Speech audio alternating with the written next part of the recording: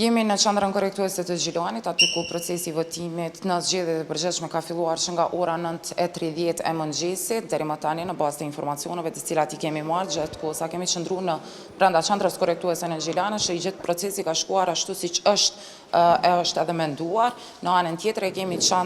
komisionin e zgjedhjeve, pra komisionin qendror zgjedhor, i cili ka improvisuar një dhomë brenda burgut të Gjilanit për të mundësuar të dënuarve që të votojnë, pra të kenë dhe të drejtën e tyre, të shfrytëzojnë të drejtën e tyre, pra të votës në lidhje me zgjedhjet e përgjithshme të cilat janë duke u mbajtur në gjithë Kosovën. Në anën tjetër, në bazë të informacioneve të cilat i kemi në burgun e Gjilanit, aktualisht janë 174 të dënuar, të burgosur dhe të paraburgosur, 100 prej tyre kanë të drejtën e votës, ndërsa të tjerët jo, disa prej tyre janë edhe shtetas të huaj dhe të njëjtit nuk kanë dokumente dhe nuk mund të votojnë pra për këto zgjedhje të cilat janë duke u zhvilluar zgjedhjet e përgjithshme në nivel vendi për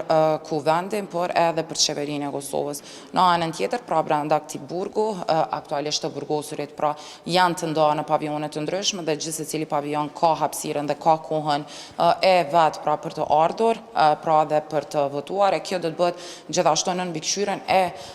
gardianëve apo zyrtarëve korrektues të qendrës korrektuese në Gjilan, të cilët çdo pavion pra përcjellin çdo i burgosur, i dënuar, i paraburgosur, pra vjen këtu me letër njoftim, hyn brenda hapësirës së improvisuar nga ana e KQZ-s dhe shfrytëzon të drejtën e votës për të votuar pra për këtë zgjedhje. Në bazë të informatave të cilat i kemi marrë edhe nga ana e zyrtarëve korrektues brenda burgut, pra është shqyrtuar edhe një herë çështja e dokumentacioneve, vlefshmërisë së dokumentacioneve për të dënuarit dhe të paraburgosurit që gjenden brenda burgjeve të Kosovës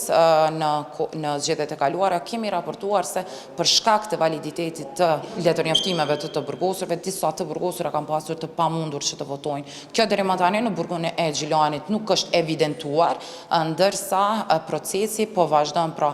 ka nisur nga ora 9:30 e mëngjesit dhe po vazhdon ende që të jetë pra ky proces i votimit.